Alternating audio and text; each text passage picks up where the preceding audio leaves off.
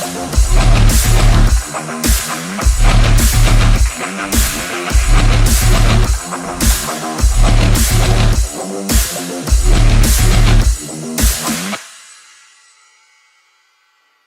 buenas noches, bienvenidos a otro jueves más de Contrapunto Político. El día de hoy platicaremos de varios temas de la agenda nacional, desde luego la demanda penal en contra de Enrique Peña Nieto, su secretario de Hacienda Luis Videgaray y alguno que otro legislador. También hablaremos del video que circuló en redes sociales donde se ven a políticos recibiendo varios millones de pesos. Para esto saludo y agradezco a nuestro equipo de análisis político, al maestro periodista y activista Rodrigo Vázquez Parada. Buenas noches, compañero. Hola, ¿qué tal, amigos? Muy buenas noches. Gracias por la invitación, Tony. Gracias. Héctor López Ceballos, columnista del periódico Novedades. Buenas noches. Buenas noches a todos. Un gusto estar de nueva cuenta con ustedes. Gracias. Y al politólogo Jorge Sánchez Reyes del partido Morena. Buenas noches, Jorge. Buenas noches, compañeros. Buenas noches a la audiencia. Pues, compañeros, hay quienes nos critican de solo pegarle a los gobiernos anteriores, pero hay que decirlo. Nos dan semana a semana mucho material. La semana anterior, Emilio Lozoya presentaba una denuncia penal ante la Fiscalía en contra del expresidente Peña Nieto, su secretario de Hacienda Luis Videgaray y algunos legisladores que supuestamente recibieron dinero para la campaña del 2012 y para la aprobación de la reforma energética.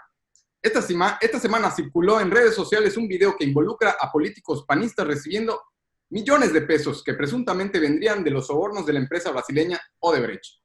Pues sí, seguimos hablando de combate a la corrupción, que dicho sea de paso fue siempre la bandera de campaña del presidente López Obrador. Es un tema muy amplio, sin duda, pero Héctor, comenzaría contigo. ¿Qué impresión te deja todo esto, más allá de si tenía o no razón el presidente? ¿Qué significaría para México y para el mundo ver a un expresidente mexicano tras las rejas? Pues si ese fuera el caso, sentaría un precedente muy importante, sobre todo en México. En otras partes del mundo ya se han juzgado a expresidentes. Quiero destacar el caso de Brasil, con Lula da Silva, donde por cuestiones políticas se mantuvo en prisión a este personaje muy importante para gran parte de la población brasileña.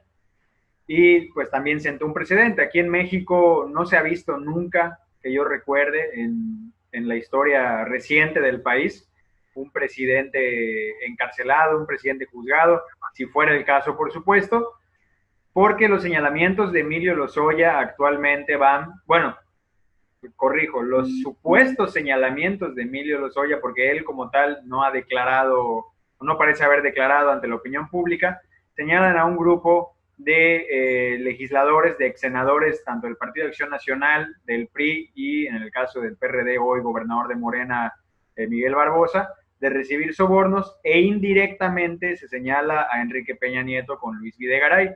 Sería un precedente muy importante si se llegara a juzgar, pero todavía hay que aportar las pruebas. Yo creo que sería un acierto, un acierto incidental en el gobierno de López Obrador, porque ciertamente creo que no él es el responsable de que se juzgue, sino que es un trabajo de la Fiscalía. Gracias, Héctor.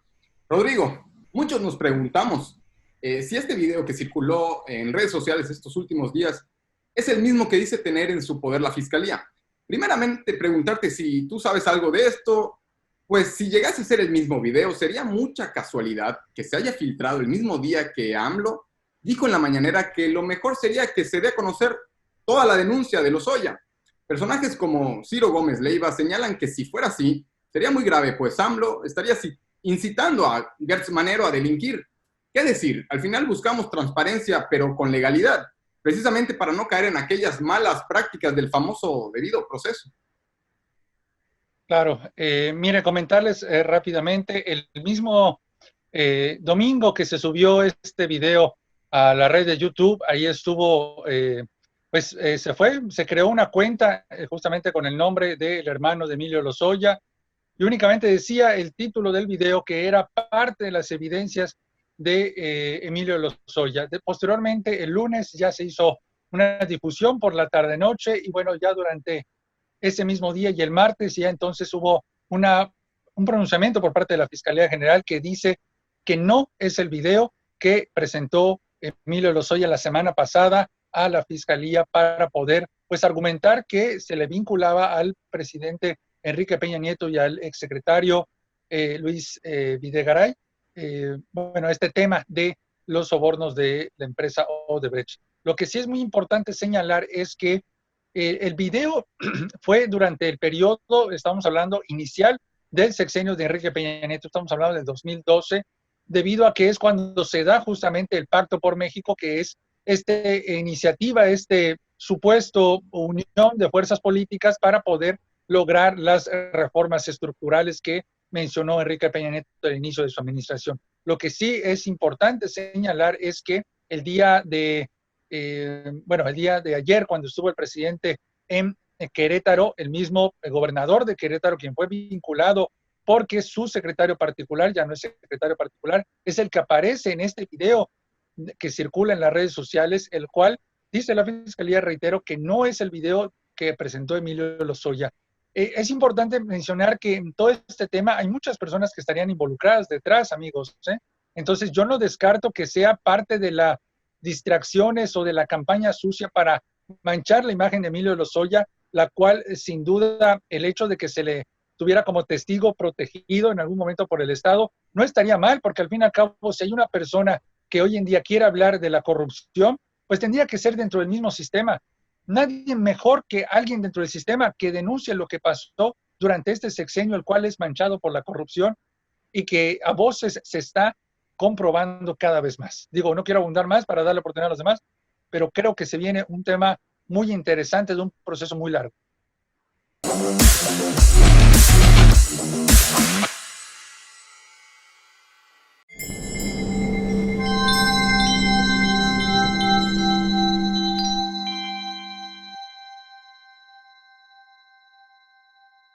Temporada de ciclones tropicales, del 1 de junio al 30 de noviembre. Ponte atento. ¿Ya sabes qué hacer durante un ciclón tropical? Conserva la calma. Infórmate y atiende las indicaciones de las autoridades. Permanece en un lugar seguro. Mantén desconectados gas, luz y agua. Usar teléfonos solo para casos de emergencia. Recuerda seguir las indicaciones de Protección Civil de Yucatán. Ubicar tu refugio más cercano y el número de emergencias. Juntos transformemos Yucatán. Gobierno del Estado.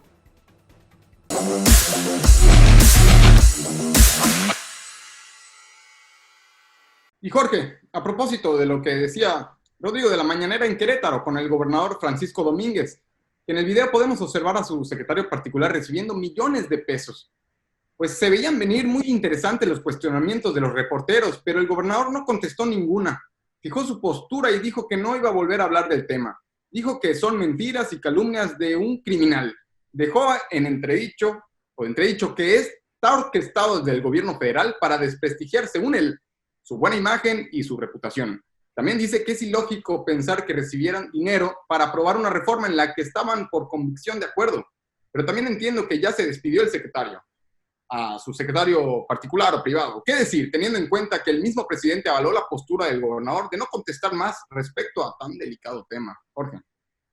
Sobre lo que contestó Francisco Domínguez, gobernador de Querétaro, yo creo que evadió su responsabilidad de tener en ese video a un colaborador, no nada más en el Senado de la República, cuando fue diputado federal, aún ahora como gobernador fue destituido, pero es un colaborador cercano de muchos años y que no supiese la actuación de esa persona, pues se hace raro. Salió por la tangente, es decir, que la oposición, como son un gobierno de oposición, como Querétaro es uno de los estados que está creciendo, de los más seguros en el país, que por esa situación es un tema político y quieren involucrarlo. Pero aquí hay algo real.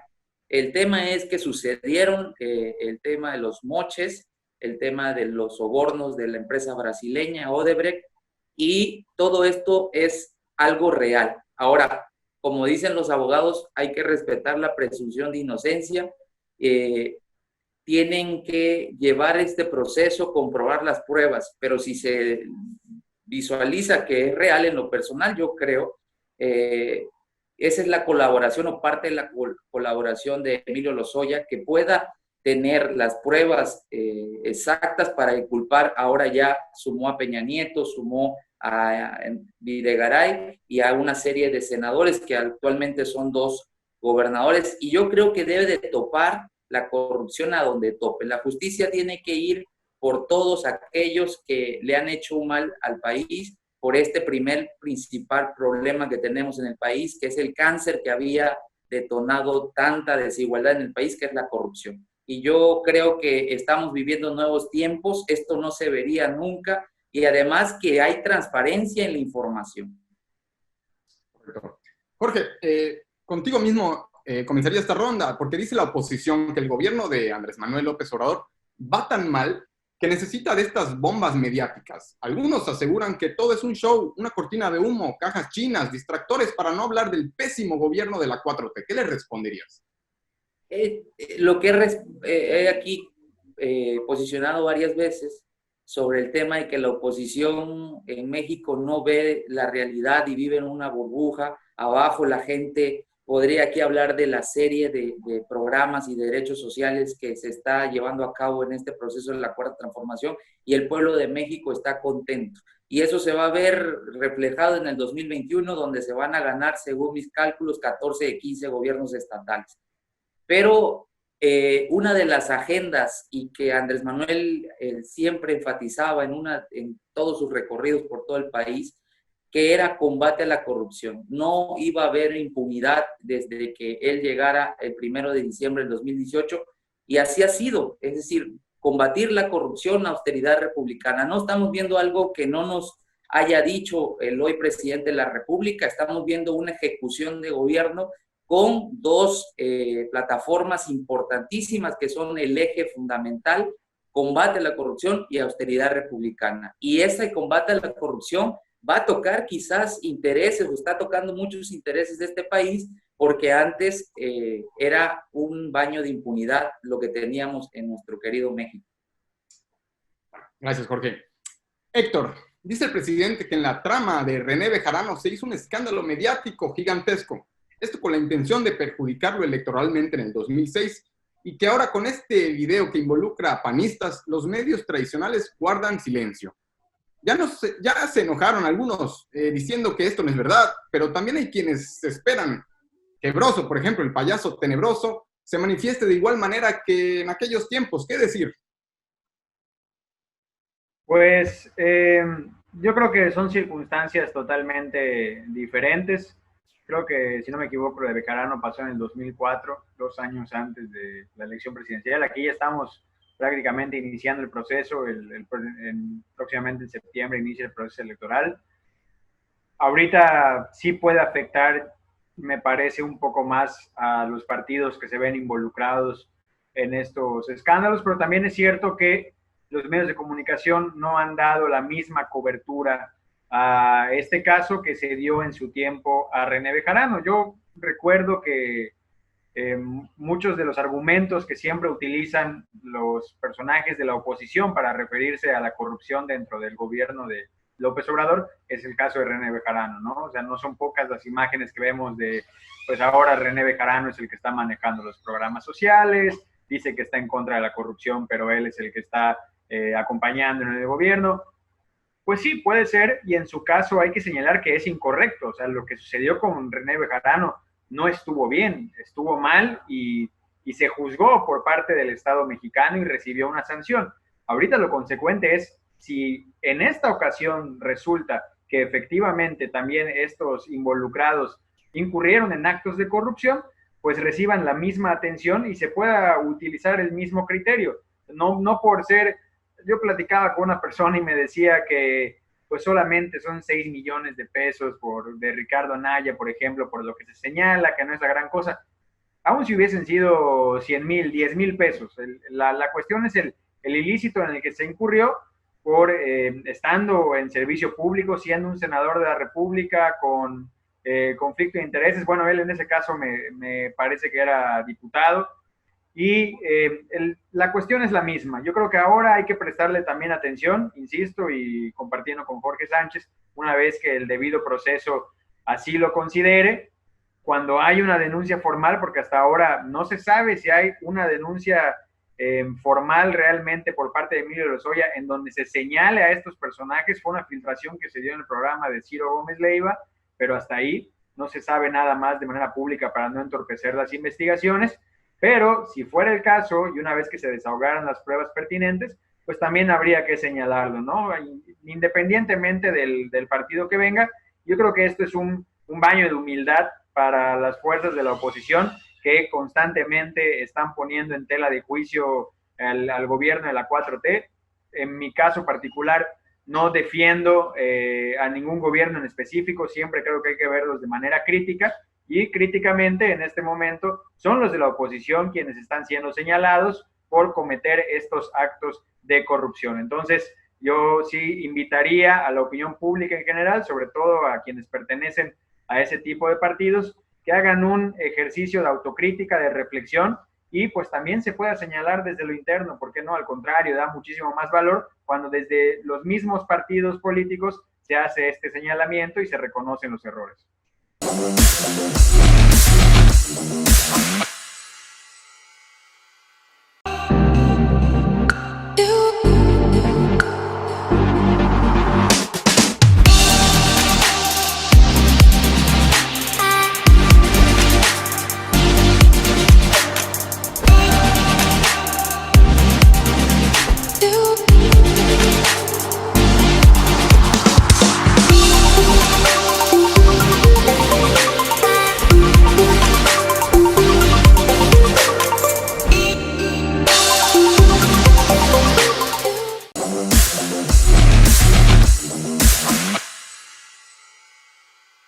Rodrigo, todo este tema de corrupción que involucra a gobernantes del PRI y del PAN, pues le viene como anillo al dedo a la narrativa del presidente que por años señaló y acusó de corrupción, mafia del poder, neoliberales, vendepatrias, conservadores, etc. Teniendo en cuenta la todavía muy alta popularidad del presidente, ¿no es peligroso, casi antidemocrático, esto de hacer de los partidos políticos, pues, leña de un árbol ya muy caído, muy desgastado? ¿O cómo ves? ¿Todavía hay PRI y PAN para rato? ¿Qué futuros le auguras a estos partidos políticos tan importantes e históricos? Hay quienes aseguran que su vida política depende del presidente López Obrador. ¿Cómo ves? El sistema de partidos en México se sigue desgastando con el paso de los años y esto sigue abonando a aquellos grupos en donde hay principalmente pues la mayoría o la popularidad. En este caso pues es a López Obrador quien tiene la mayor popularidad. Lo que sí creo es que sin duda este video y otras acusaciones que se vayan haciendo están desgastando, pero son parte también de la defensa legal que tiene Emilio Lozoya. El hecho de que se involucre a su propia madre, a su hermana, a él y a toda su familia, el hecho de que no tengan dinero, el hecho que tengan que ser vigilados y custodiados, y además, como lo pasó a Rosario Robles, dejada por todas las personas que se dijeron amigos o estrategas políticos, pues los han abandonado.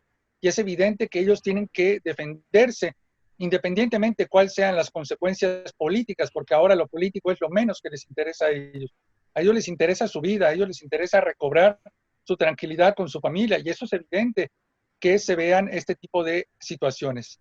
Ahora bien, de filtraciones o no, pues bueno, la única supuesta oposición que estaba un poquito construida era Acción Nacional, y bueno, este video sin duda es un golpe hacia la militancia que ahora sí que tiene este partido. Lo que sí creo es que hay ciertos lugares en donde pues se desajena, por decir en el caso de Yucatán. En Yucatán, ¿qué tendría que ver el PAN nacional con esta situación? Lo podría manchar, pero no lo podría manchar tanto, a menos que sea. Lo que sí mancha es a lo mejor lo que hizo el justamente alcalde de Conumá al violar justamente la ley seca, que es un mandato que tiene su propio gobernador panista, y ahí entonces sí mancha un tema local, que es un tema para algunos irrelevante, pero realmente tiene sus consecuencias y las debe de tener. ¿Qué sucedería si esto que ocurrió aquí en Yucatán ocurriera en el centro del país? ¿Se sobredimensionaría? Claro que sí. Y por ello es también lo que llaman los medios de comunicación. Lo que decía Héctor es muy importante, la difusión, pero más que la difusión es el análisis y la autocrítica de esta situación. Yo lo que creo, Héctor, te digo sinceramente, no creo que hagan una autocrítica a los panistas. Lo único que van a hacer es cambiarle o cortarle una cabeza a este monstruo que tienen, y van a salir más cabezas como ocurre en el PRD. Ahora bien, lo que tiene que hacer Morena En este caso es aprovechar que su enemigo está en el piso. Y como dice por allá una frase, cuando tu enemigo está abajo, pues termínalo de aniquilar. Y ojalá que lo haga Morena, pero ojalá que lo haga de una forma mejor de la que lo está haciendo, porque realmente no tiene una estructura que realmente tenga. No se puede basar un gobierno en solo una figura presidencial. Necesita reestructurar ciertas zonas en donde está débil el gobierno federal y necesita reestructurarse. Y el partido, pues es otro tema, porque ahí entre Jacob y además el interino sin duda es un relajo a nivel nacional. Que sea una verdadera oportunidad de cambio, pues solamente sería cambio, pero transformación por ahora en los partidos no las hay. Rodrigo, pero ahorita que hablabas del partido Acción Nacional y en este caso su ex militante Felipe Calderón, pues bueno, el presidente recordó el fraude electoral del 2006 en esta mañanera y dijo que ya perdonó a Felipe Calderón por robarle la presidencia, pero pareciera que Calderón es su tema favorito. Ahora con lo de García Luna, Calderón niega categóricamente haber tenido conocimiento de cualquier corruptela hecha por gente de su administración. ¿Ves entonces venganza política por parte del presidente, como asegura Felipe Calderón, o es simple justicia? Felipe Calderón busca estar en medio de los medios de comunicación, justamente, y por eso es en que busca ser parte de la agenda pública, comentando, haciendo ciertos señalamientos, acusaciones.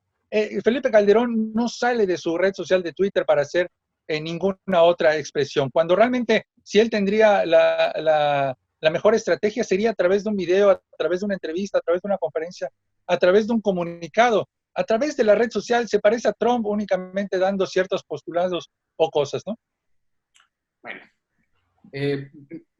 Bueno, me parece que Jorge lo perdimos momentáneamente, ya te recuperamos, Jorge.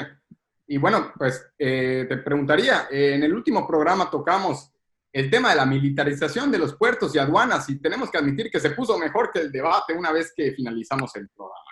Ahora que estamos al aire, brevemente, ¿buena o mala idea la militarización de los puertos y aduanas del país? Esto teniendo en cuenta que su secretario de Comunicaciones y Transportes, Javier Jiménez Espriu, le renunció hace menos de un mes por no estar de acuerdo con la militarización. Pero también hay que decirlo, compañeros, las aduanas y los puertos son de los puntos más corrompidos del tráfico, tanto legal como ilegal. ¿Qué decir, Jorge? Sí, quiero nada más puntualizar en el tema de que el INE no vio nada sobre el tema de la campaña y todo el dinero que entró a la campaña de Peña Nieto se expuso y por eso aún más queda vulnerable las instituciones electorales, porque ni el INE ni el tribunal vieron todo el dinero que se expuso sobre las tarjetas de Monex, sobre las cientos y miles de espectaculares de Peña Nieto, sobre los gastos de publicidad que excedieron los gastos de tope de campaña de dinero privado y dinero público. Se dejó de manifiesto, pero el INE nunca vio nada y eso, si se hubiese actuado conforme a derecho, el PRI hoy y en ese momento hubiese perdido el registro como partido político. Ojalá en esta nueva etapa se pueda tener una nueva idea de la democracia. Sobre el tema de las aduanas ha avanzado muchísimo. Esta medida no era lo esencial, perdón, lo importante, o quizás militarizar el país en estas circunstancias no era, pero es la institución con mayor respaldo, tanto con la ciudadanía como el gobierno mismo. Tanto la Marina como la Sedena tienen una gran valía en el tema de pues disciplina. Y se ha avanzado muchísimo. Ahí están los datos donde han decomisado miles y miles de toneladas. Por los puertos entraba todo lo que se pueda llamar en drogas y todo lo demás de medicamentos ilícitos en el país. Y ahora en esto se tuvo que tomar la decisión y yo creo que fue una decisión acertada. Pragmática, sí, pero una decisión acertada en beneficio de los ciudadanos. Y cabe señalar que un hombre de confianza del presidente Andrés Manuel, como es el doctor Horacio Duarte, es el encargado del tema de las aduanas a nivel nacional. Bueno, en todo caso, entonces, para acabar con la corrupción, vamos a sustituir gobernadores de las entidades federativas y altos funcionarios por generales del ejército, por almirantes de la Secretaría de Marina, porque parece que la única... Empieza por Yucatán, empieza por Yucatán. Claro, o sea, la única forma de acabar con la corrupción que señala el presidente de la República, la única forma de acabar con la corrupción es entonces militarizando, con algo que se supone que no iba a ser. No se puede sustituir en ninguna circunstancia. Tuvo que haber sido conjuntamente, no podría ser separado. Es que exacto, como dice Rodrigo, en ninguna circunstancia se puede renunciar a la autoridad civil. Tiene que ir en conjunto, como señala Rodrigo. Rodrigo. De ti porque estás haciendo dos planteamientos fuera del límite. No, para nada. En una república. Por eso, exactamente. Y como vivimos en una república, como vivimos en una república, no se debe de poder. Ahí se impuso con la palabra del presidente. No se impuso la palabra del presidente. ¿De qué se trata esto? Presidente de la república, las gobernaturas. Eso sería violar el Estado de Derecho. Pues entonces siguiendo diciendo es que el ya me retiro del debate, entonces no puedo hablar. Como comandante y jefe de las Fuerzas Armadas, tiene la facultad de decidir sobre el tema de seguridad pública, tanto exterior como interior. Es un tema de seguridad. Renunció un secretario, eso no es conciliar, es imponer. Dice, yo utilizo al ejército, a las Fuerzas Armadas para contener un tema de corrupción, de narcotráfico que está pasando por el tema de las aduanas. La Constitución mexicana está construida de tal manera que sean los civiles quienes tengan el control absoluto del Estado, apoyados por las Fuerzas Armadas en determinadas circunstancias. Pero utilizar la lógica, y lo que yo dije de reemplazar gobernadores, por ejemplo, con militares, es un ejemplo del absurdo que están proponiendo. Todo lo que sea corrupto, entonces, vamos a barrerlo, porque la solución es poner a una institución militar al frente, porque aparentemente con el obradorismo las instituciones militares, por ejemplo, no pueden ser corrompidas. No tiene sentido, lo que se planteó, pero aquí está la consecuencia. Esperemos que no encuentren más corrupción en otros puntos de la administración pública, porque entonces vamos a militarizar el país por completo.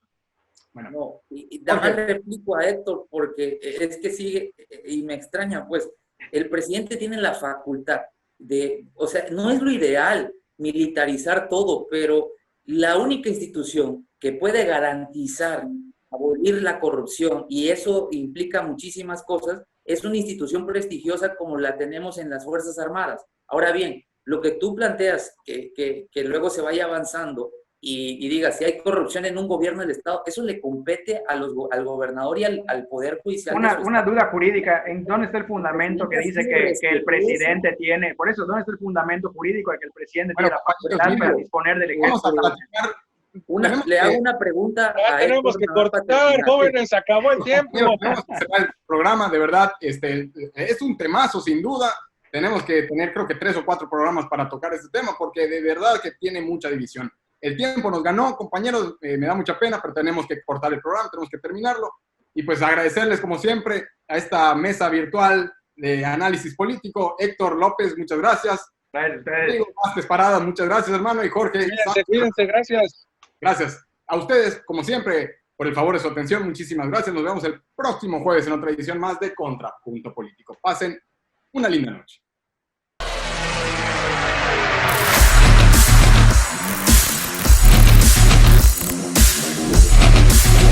We'll be